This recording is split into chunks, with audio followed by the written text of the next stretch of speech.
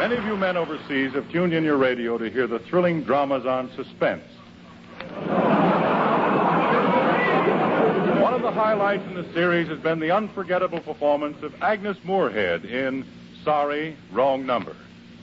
Here at home, the response of both critics and public was so enthusiastic that Miss Moorehead was called upon to repeat the playlet several times.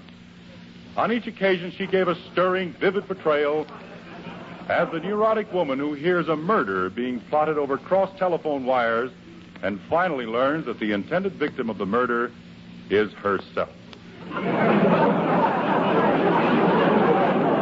Miss Moorehead's characterization is truly an incomparable study in terror. Tonight, we had hoped to bring you this great radio drama, Sorry, Wrong Number. Miss Agnes Moorehead, unfortunately, was unable to be with us.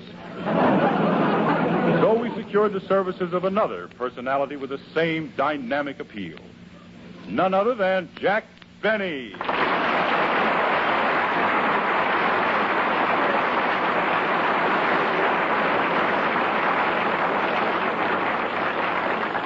We now take you to Mr. Benny's home in Beverly Hills, where we find Jack sitting anxiously by the telephone waiting, nerves shattered, another victim of suspense.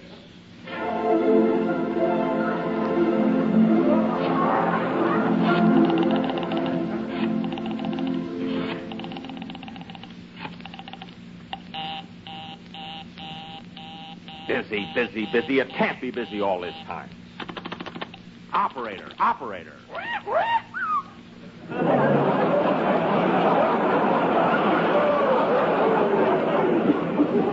Quiet, Polly. Operator.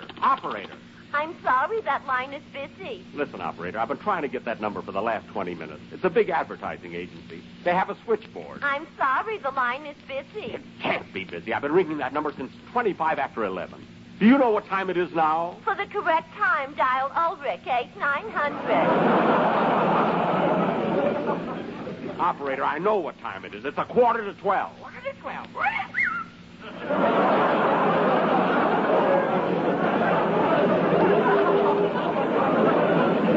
Polly, quiet. Listen, operator. I'm a subscriber. I pay my bills every month, and since I've been on this phone, I've had nothing but trouble. Trouble? One moment, please. I will connect you. Repair department. That's not my trouble. What do I have to do to get Hillside 7593? Just call the operator. Oh, my goodness. Why can't I? Operator. Number, please. Look, operator, I want Hillside 7593. You may dial that number direct. I did dial the number. I keep getting a busy signal. That's what I've been trying to tell you. Look, operator, I'm Jack Benny. I have a radio program. My option comes up at 12 o'clock tonight. If I don't hear from my sponsor, Mr. Jones, in 15 minutes, I'll be out of a job. He's the advertising manager. I'm trying to get him on the phone, and I can't get the number. I will connect you with information. Operator, don't you understand? I don't want information. This is information. Look, I don't want it. I want Sevenside Hill 593. I mean Hillside 7593. You may dial that number direct. Look, I've tried it direct, indirect, and spelled backwards. Now, what do I have to do to get Hillside 7593? You may dial that number direct. Oh, nuts. I don't know what to do. This is driving me mad. It keeps getting later. 11:45.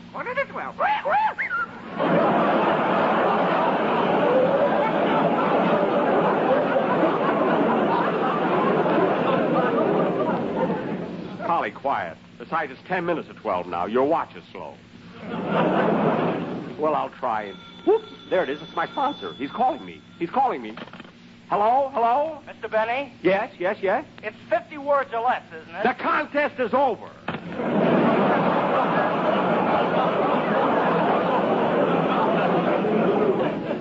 Fine time to ask about my contest. If my sponsor doesn't call me pretty soon, I'll go nuts. I still have 8 minutes. I got to reach Mr. Jones by 12 o'clock. Polly, quiet. Here's a cracker. And eat it slowly. It might be your last. Well, I'll try that number again. It can't be still busy. I know it can't. I'm sure there must be something wrong with the... Hello? Hello? Hello, is that you, Mr. Jones? Mrs. Jones, that's my sponsor. Mr. Jones, this is me, Jack Benny. Hello, George. They can't hear me. The wires must be crossed. Yes, George. I've thought the matter over thoroughly, and I've decided to let him go. I see. Well, it's going to be quite a shock to him. He's been with us a long time. Well, George, he's had it coming. His work has fallen off so badly it isn't funny anymore. Yikes! Talking about me. Mr. Jones, operator. Well, Mr. Jones, don't you think you ought to warn him and give him another chance? It might be difficult to replace him. That's right. Tell him, George. Tell him. Nice boy, George. Nice boy. Tell him. No, George, I've made up my mind. I think we should look for a younger man. Younger? Why, I'm only 37.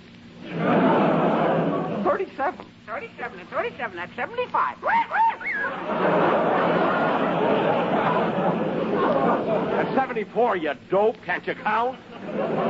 So you don't think warning him would do any good, eh, Mr. Jones? No, he's had his chance. Mr. Jones, please. George had a swell idea. Warn me. Give me another chance. I might be difficult to replace. Tom Brenneman is so busy, and he has to get up so early in the morning. Well, all right, Mr. Jones. I'll let him...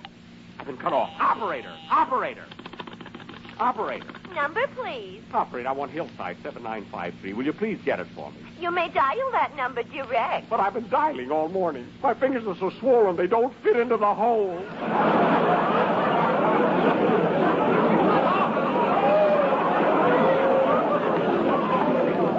One moment, please. I will try that number for you. Thank you.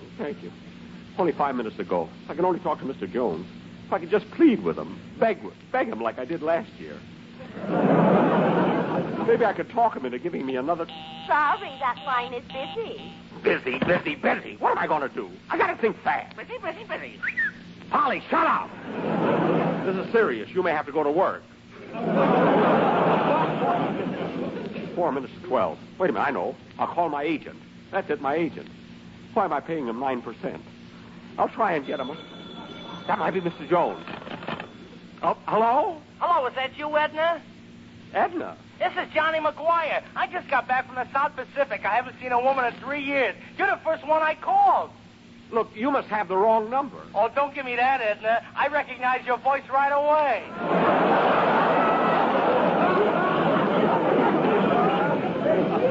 Look, but Now, what do you say, Edna? Let you and me step out tonight. I'll buy you a nice big dinner. Look, I'm telling you, you have the wrong... Dinner?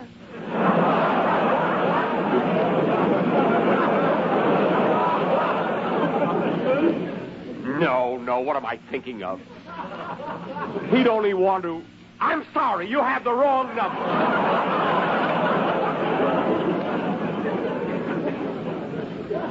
I wish I was Edna.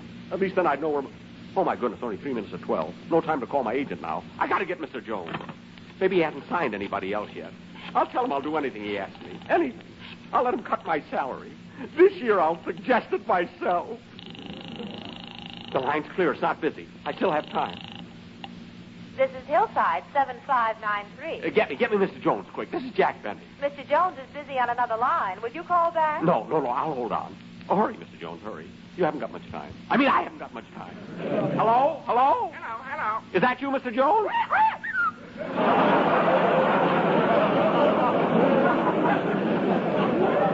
Oh, it's you, Polly. Shut your big mouth. Hello? What's that? Mr. Jones, I wasn't talking to you, Mr. Jones. It wasn't your big mouth. It was my parrot. This is Jack Benny. Oh, well, Jack, I'm glad you called. I wanted to tell Mr. Jones, please, before you say anything, listen to me. You got to listen to me. I know I've been on the air a long time, but I'm not through yet. Honest, I'm not. There's still a few good years left in me, and I want you to have them. But Jack... I know I've made mistakes, Mr. Jones. Everybody makes mistakes. Everybody but you, Mr. Jones. You always do the right thing. You're wise, smart, intelligent, kind. That's it, kind. You're too kind to cast me aside like an old shoe. Give me another chance. Please, Mr. Jones. Don't drop my option. Why, Jack, what are you crying about? We've no intention of letting you go. Honest, Mr. Jones, if you'll only give me... What? You mean you're going to pick up my option? Why, certainly. I've been trying to call you all morning. Your phone's been busy.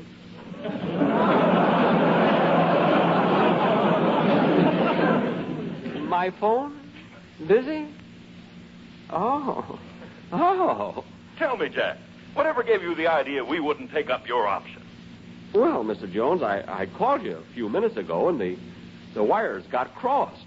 I heard you talking to a man named George. George?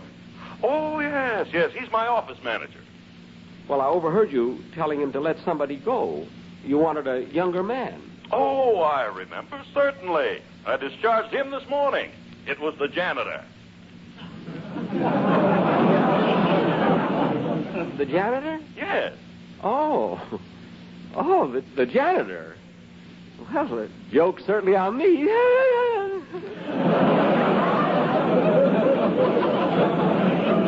Well, Mr. Jones, if the man wasn't doing his work, what else could you do?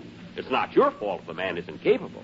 There's no place for sentiment in business, Mr. Jones. That's what I like about you, Mr. Jones. You don't let your heart rule your head.